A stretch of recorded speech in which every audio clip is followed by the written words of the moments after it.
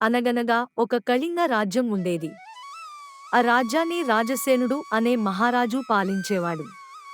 తన తండ్రిగారు చిన్నతనంలోనే మరణించడం వల్ల చిన్నతనంలోనే అన్ని రాజ్యబాధ్యతలు స్వీకరించాడు. రాజసేనుడు చాలా అమాయకుడు, కాని అన్నీ తెలుసుకోవాలి అనే ఆతృత గలిగుండేవాడు. ఇంకా రాజ్య పరిపాలనలో అనుభవం తక్కువ. కాని రాజసేనుడికి అన్ని వేళల పక్కనే ఉండి సలహాలు ఇవ్వడానికి రఘునందనుడు అనే మహామంత్రి ఉండేవాడు.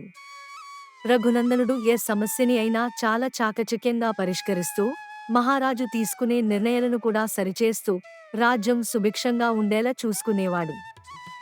ఒకానొక రోజు రఘునందనుడు, రాజసేనుడు కూర్చుని కబుర్లు చెప్పుకుంటున్నారు. వాళ్ళ మాటలలో గాలిమేడల ప్రసక్తి వచ్చింది. అప్పుడు రాజసేనుడు ఇలా అంటాడు. గాలిమేడలు అంటుంటారు. అవి ఎలా ఉంటాయి?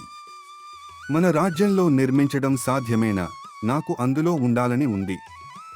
కాని ఇప్పటివరకు నేను అలాంటిది చూడలేదు.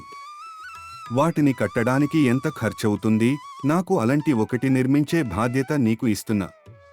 మహారాజా, గాలిమేడలు కట్టడం అందరికీ సాధ్యపడే పని కాదు. కొందరికి గాలిమేడలు కట్టడంలో ప్రావీణ్యత ఉంటుంది. సర్వసాధారణంగా గాలిమేడలు కట్టేవారిని గుర్తించడం కూడా కష్టం. ఆ మాటలకు మహారాజు తనకు గాలిమేడలు చూడాలని ఉన్నదని పనివారిని రప్పించి కట్టించవలసినదని, ఖర్చుకు వెనకాడవద్దని ఆదేశించాడు. సరే, మహారాజవారి ఆజ్ఞ మేరకు గాలిమేడలు కట్టించుతాను. వాటికి పునాదులు గోడలు ఉండవు. ఎన్ని అంతస్తులైనా కట్టవచ్చు. ఎన్ని అంతస్తులు కట్టించగలిగితే అన్ని అంతస్తులు కట్టగల వారిని రప్పించి మేడలు 6 మాసాల్లో కట్టిస్తాను మహారాజా.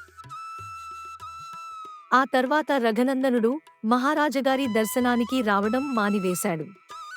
రఘునందనుడు రాకపోవడంతో రాజసేనుడికి కాలక్షేపం జరగక కబురు చేశారు. పనివాళ్ల కోసం తిరుగుతున్నాను మహారాజా. వారు దొరకగానే మీ దర్శనానికి గాలిమేడలతో పాటు వస్తానని సమాధానం పంపించాడు రఘునందనుడు. అనుకున్న ప్రకారం 6 నెలల కాలం గడిచిపోగా రఘునందనుడు ఒకరోజు మహారాజుగారి వద్దకు ఒక వ్యక్తిని తీసుకుని వచ్చాడు. ఏమయ్య మహామంత్రి, గాలిమేడల నిర్మాణం ఎంతవరకు వచ్చింది? ప్రభువులవారు కొంచెం సావధానంగా ఉంటే గాలిమేడల దర్శనం జరుగుతుంది. ఇతనే గాలిమేడలు నిర్మాణంలో ఎంతో ప్రవీణుడు. నా వద్దకు వచ్చిన ఇతడు మీ దర్శనాన్ని కోరాడు. అందుకే ఇతనిని మీ దగ్గరకు తీసుకుని వచ్చాను మహారాజా. కొద్ది క్షణాలు మీరితనితో మాట్లాడిది ఇతనికి ఉన్న ప్రావీణ్యత అర్థం అవుతుంది అని అంటాడు రఘునందనుడు. నువ్వు చాలా ప్రవీణుడవని మా మహామంత్రి చెబుతున్నాడు. నీది ఏ ఊరు? నీ తల్లిదండ్రులెవరు? నువ్వేం చేస్తుంటావు? మహారాజా, ఏమని చెప్పను. చాలా చరిత్రగలిగిన సమర్థుడను. నా తల్లిదండ్రులు వాళ్ళు కాబట్టి నన్ను పెంచగలిగారు. మా స్వగ్రామమైన రాంపురంలో తరచుగా పహిల్వానులు వచ్చేవారు. వారితో పసితనంలోనే కుస్తీలు పట్టేవాణ్ణి. నా పేరు చెబితే మల్లయోధులు మా ఊరు వచ్చేవారేగాదు. ఇరుగుపొరుగు రాజులు నా కీర్తి విని నన్ను తమ వద్దకు పిలిపించుకొని కానుకలు నేను మోయలేనంతగా ఇచ్చేవారు. ఆ కానుకలతో నేనే నా తల్లిదండ్రులను పోషించేవాడిని. ఒక్క మల్లవిద్యతోనే గాక ఇంకా అనేక విద్యలలో పేరుకీర్తులందుకున్నాను. తమ వంటి ప్రభువులను ఆశ్రయించి వారికి రక్షకుడిగా, వారి శ్రేయోభిలాషిగా ఉండగల సమర్థుడను. మిమ్మల్ని ఆశ్రయించి ఒక చిన్న ఎకర భూమి సంపాదించి ఆ ఎకర భూమికి మా తండ్రిని సుల్తానుని చేసి వారి అంగరక్షకుడుగా ఉండి మరొకటిగా భూమిని పొంది ధనవంతుడిగా మరి పరువు ప్రతిష్టలు సంపాదించుకుని తమ వంటి వారి స్నేహసౌశీల్యాదులతో వర్ధిల్లగల సమర్థత కలిగినవాడను అంటూ ఇంకా ఎన్నో చెబుతున్న అతనిని మహారాజు ఆపుచేశాడు. అప్పుడు అర్థమైంది మహారాజుగారికి. గాలిమేడలు అంటే నిజంగా నిర్మించినవి కావు, ఊహలతో ఒక ఊహా ప్రపంచాన్ని సృష్టించుకోవడం.